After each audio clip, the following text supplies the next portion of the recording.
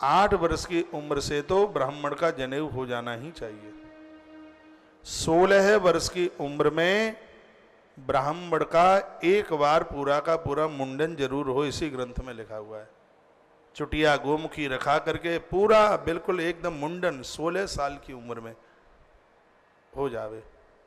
19 साल की उम्र में क्षत्रिय के लिए, 23 साल की उम्र में वैश्य के लिए और 27 वर्ष की उम्र में कनिष्ठ वर्ण के लिए एक बार ये मुंडन होना चाहिए, सिर के बाल उतरने चाहिए, जिससे उसके अंदर ज्ञान की प्रवृत्ति जागती है, ज्ञान की वृद्धि होती है, अच्छे विचार चल करके आते हैं। 3 वर्ण के लिए तो जनेऊ की चर्चा की गई है। पंचतीर्थान विप्रश्य श्रूयन्ते दक्षिणे करे। जिसको जनेऊ हुआ है उस ब्राह्मण को जो चौटिया रखता है, जिसने छोर कराया है, मुंडन कराया है, ऐसे ब्राह्मण की देह में 5 तीर्थ रहते हैं। 5 तीर्थ रहते हैं। क्या क्या? देव तीर्थम, पितृतीर्थम, ब्रह्म तीर्थम च मानदः, प्राजापत्यम तथा चान्य तथा न्यासोक्रमुच्यते। बता गया देव तीर्थ, पितृतीर्थ, ब्रह्म तीर्थ, ये उसके अंदर भैया देव तीर्थ, पितृ तीर्थ, ब्रह्म तीर्थ, प्रजापति तीर्थ, सौम्य तीर्थ, ये उसके अंदर वास करते हैं।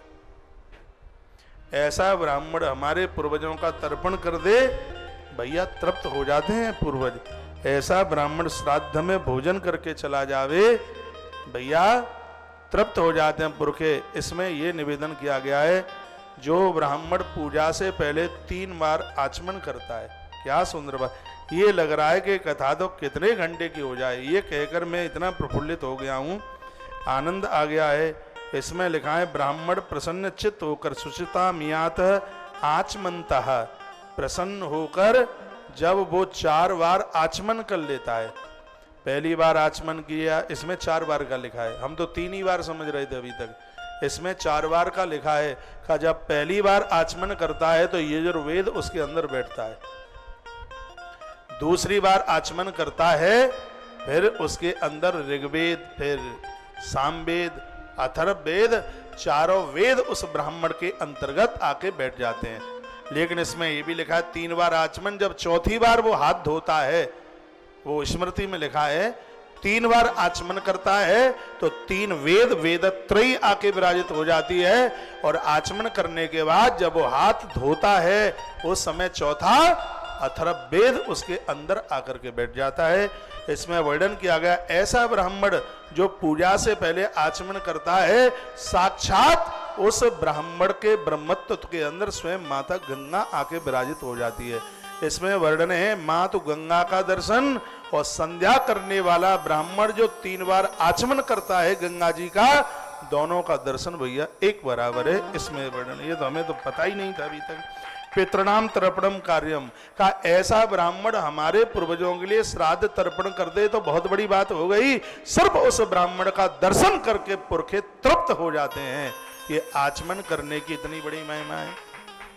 ये आचमन तो सबके लिए, लेकिन आज भी उन भूतों की कमी बिल्कुल भी नहीं है जो कभी आचमन करते ही नहीं, बिना आचमन के पूजा ही नहीं लगती बिल्कुल। इसमें आचमन की फलश्रुति का वर्णन बहुत होंगे, मुझे सुनने वालों में भी बहुत होंगे जो कभी ना पूजा पाठ हो जाएंगे तो खड़े खड़े ही हनुमान चालीसा जय जय जय जय हनुमान गोसाई। कोई उन्हें आचमन वाचमन से, उनकी तो कैटेगरी में ही नहीं है, उनको तो पता ही नहीं है। इसमें वर्णन किया कमंडलु स्पर्शनम दधी प्रासने में वचा सौम्य तीर्थेन राजेंद्र सदा कुर्याद चक्षणम।